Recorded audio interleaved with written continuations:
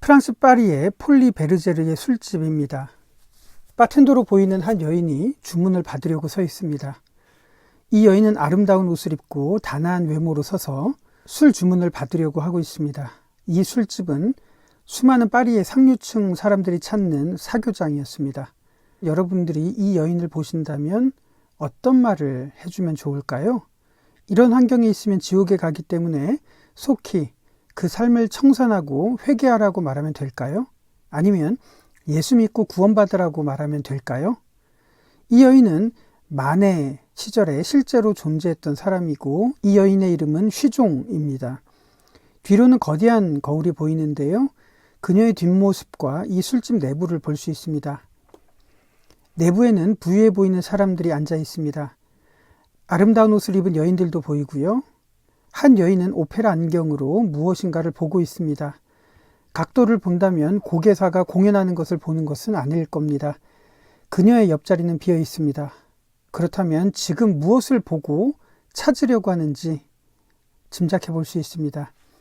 아름답게 치장한 여인 옆에는 한 신사가 앉아 있는데 이 여인에게는 관심이 없어 보입니다. 이 남자는 바텐더 쉬종을 바라보고 있으니까요. 그리고 그는 그녀 앞으로 다가왔습니다. 쉬종에게 무엇인가를 요구하고 있고 얼굴은 술에 취한 모습입니다.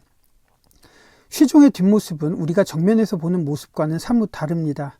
이 신사는 자신의 권력과 재력을 이용해서 상품화된 이 여인 앞에 서서 무엇인가를 요구하고 있고 그 앞에 무기력한 한 여인의 실제 모습을 만해는 그녀의 뒷모습으로 표현을 하고 있습니다.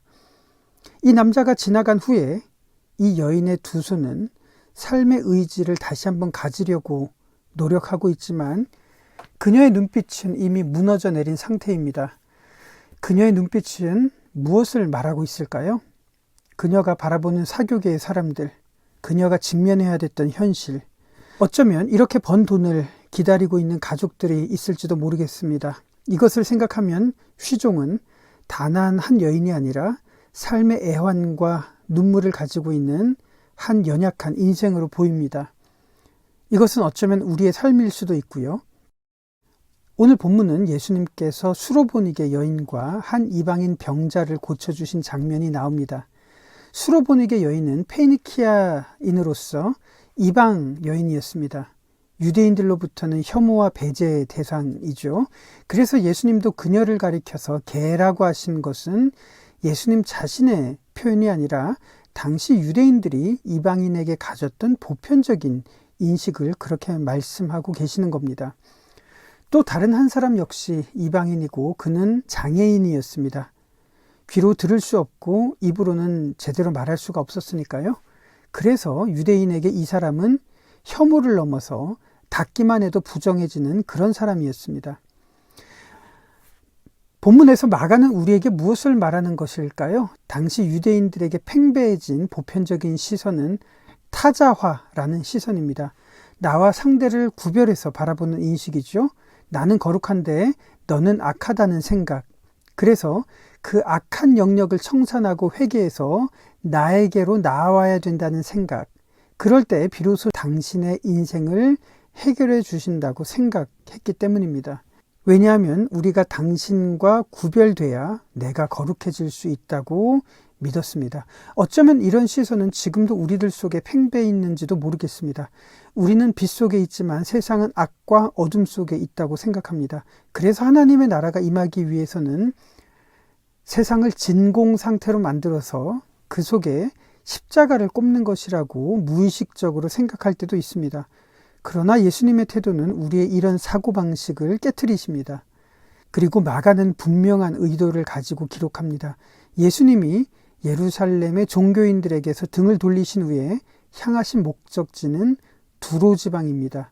예수님은 이 여인을 만나기 위해서 이런 발걸음을 하셨던 겁니다. 예수님은 친히 이방인, 소위 개들이라고 인식된 사람들에게 찾아가셔서 그들의 슬픔과 삶의 애환을 공감해 주셨습니다. 그리고 예수님은 두로, 시돈, 데가볼리라는 이방인의 영역을 지나신 후에 갈릴리 호수의 이방인들의 영역에 도착하셨습니다. 그리고 한 병자를 만나서 그 유명한 에바다라는 말씀을 하시면서 기적을 행해 주셨습니다. 말씀으로 천지를 창조하시고 말씀으로 바다의 풍랑을 잔잔하게 하신 하나님의 아들 예수님께서 이 이방인 병자에게는 왜 말씀 한마디로 그 병을 고치지 않으셨을까요? 이제 서서히 예수님의 진심을 이해하실 겁니다. 이 병자는 이방인이었습니다. 그것만으로도 유대인들에게는 부정한 사람이었는데 귀로 들을 수 없고 말을 제대로 할 수 없는 사람이었습니다. 이런 인생이 지금까지 어떤 고통, 어떤 눈물을 가지고 있었을지는 상상하는 것은 어렵지 않을 겁니다. 그는 사회생활을 제대로 할 수 없었을 겁니다. 경제적으로는 철저하게 무능력했던 사람이었을 거고요. 당연히 그는 가족들로부터도 부담이 되는 그런 존재였을 겁니다. 이런 사람에게 예수님은 멀리 서서 말씀 한마디로 그 병을 고쳐줄 수도 있었을 겁니다. 그러나 예수님은 그의 들리지 않는 귀에 손가락을 넣으셨고 말할 수 없는 입의 혀에 손을 대셨습니다. 어떤 느낌일까요? 이렇게 부정한 사람과 접촉한 그 자체로 예수님은 부정하게 된 것은 분명한 사실입니다. 그러나 예수님의 이런 행위는 내가 부정하다는 인식을 받을지언정 나는 그 사람의 고통과 아픔에 함께 동참하겠다는 의지를 나타내신 예수님의 진심이었습니다. 실제로 마가는 예수님이 이 연약한 인생을 보시면서 탄식하셨다고 기록하고 있기 때문입니다. 예수님은 자신이 부정하다는 오해를 피하는 것보다 한 인생의 아픔을 공감하고 그의 부정함을 대신 짊어지시는 것을 통해서 그 사람에게 하나님의 나라를 허락하셨습니다. 예수님은 한 사람의 겉모습만 보시고 나아오라고 회개를 요구하신 것이 아니라 그의 숨겨진 눈물과 고통을 동참하시고 그 인생에 함께 하셨습니다. 예수님께서 이방인 병자들과 같은 사회적인 약자들을 대하는 장면에서 우리는 한나 아렌트가 말한 악의 평범성을 깨닫게 됩니다. 한나 아렌트가 주목했던 아돌프 아이히만이라는 사람은 아우슈비츠 수용소에서 수많은 사람들을 죽음으로 내몰았던 그런 사람이었습니다. 그러나 아이히만은 2차 세계대전이 끝나고 전범 재판을 받지 않으려고 아르헨티나로 도망가서 몰래 살고 있었습니다. 사람들은 아이히만이 괴물이나 적어도 사이코패스일 거라고 생각을 했습니다.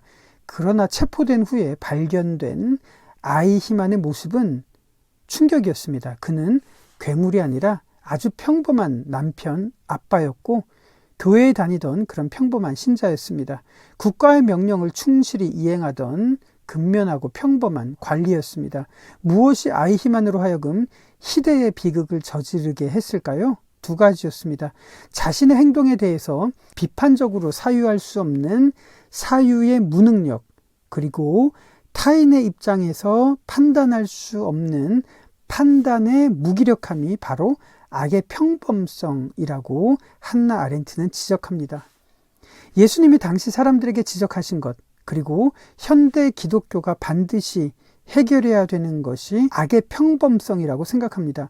회개하고 예수님께 나아오기를 강조하고 심지어 강요하기 이전에 그들은 현재 어떤 슬픔과 어떤 눈물을 갖고 있는지를 가늠하고 판단할 수 있는 능력, 그리고 그들의 입장에서 공감할 수 있는 능력이 있을 때 복음과 하나님 나라는 자연스럽게 열리기 시작할 겁니다. 마치 쉬종이라는 여인을 겉모습이 아닌 삶의 고통과 눈물을 공감하는 것처럼 말이죠. 이것을 보여주는 작품은 여러분들도 잘 아시는 어니스트 해밍웨이의 노인과 바다가 아닐까 생각합니다.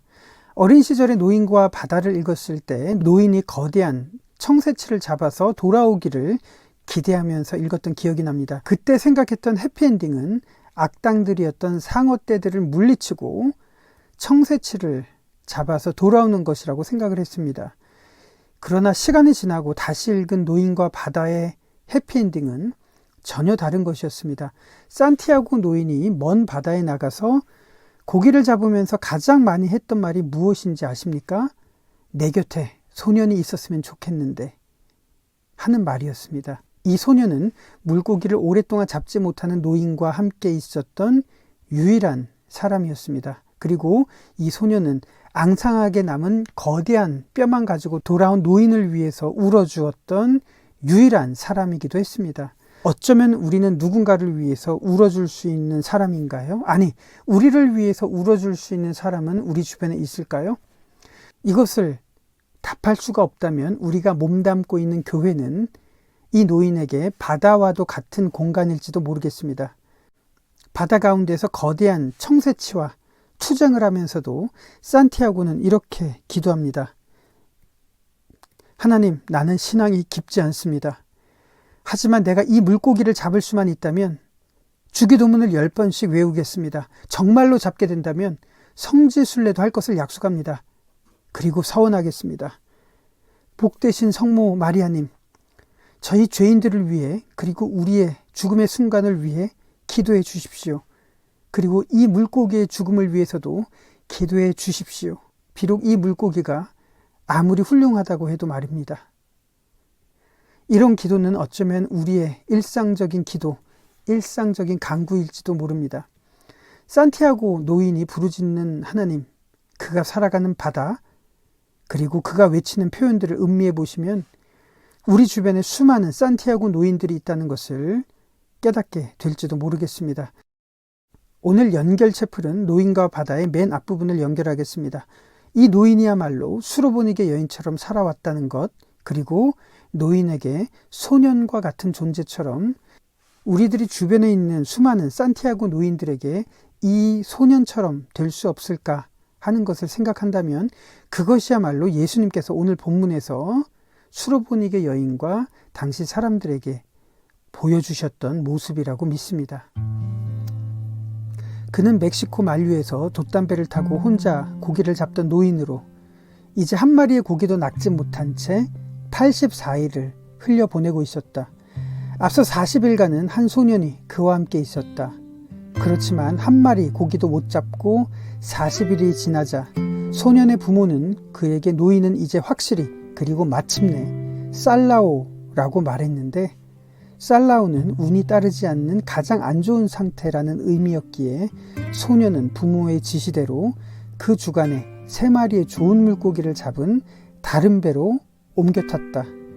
매일같이 빈배로 돌아오는 노인을 바라보는 것이 소년을 슬프게 만들었고, 그는 항상 노인을 도와서 감긴 낚싯줄이나 갈고리와 작살과 돛대 둘레에 감긴 돛을 옮기기 위해 내려갔다.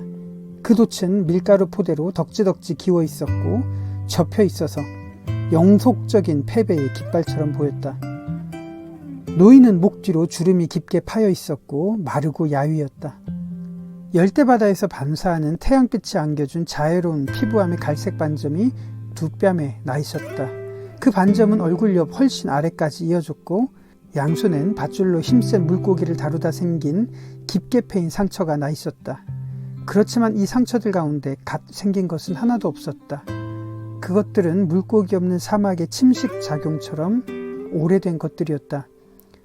눈 말고는 모든 것이 노쇠했는데 그것들은 바다 같은 색깔의 불패에 생기를 띠고 있었다. 산티아고 할아버지, 그가 돛담배를 정박하고 기슭을 오르고 있을 때 소년이 그에게 말했다. 나 할아버지와 함께 다시 갈 수 있어요. 얼마간 돈을 벌었거든요. 노인은 그 소년에게 고기잡이를 가르쳤고 소년은 그를 사랑했다. 아니다. 노인이 말했다. 너는 행운의 배를 타고 있는 거란다. 그들과 함께 머물러라. 하지만 생각해보세요. 할아버지가 87일 동안 고기를 못 잡다가 어떻게 우리가 3주 동안 매일 큰 고기를 잡았었는지 말이에요. 기억하지? 노인이 말했다.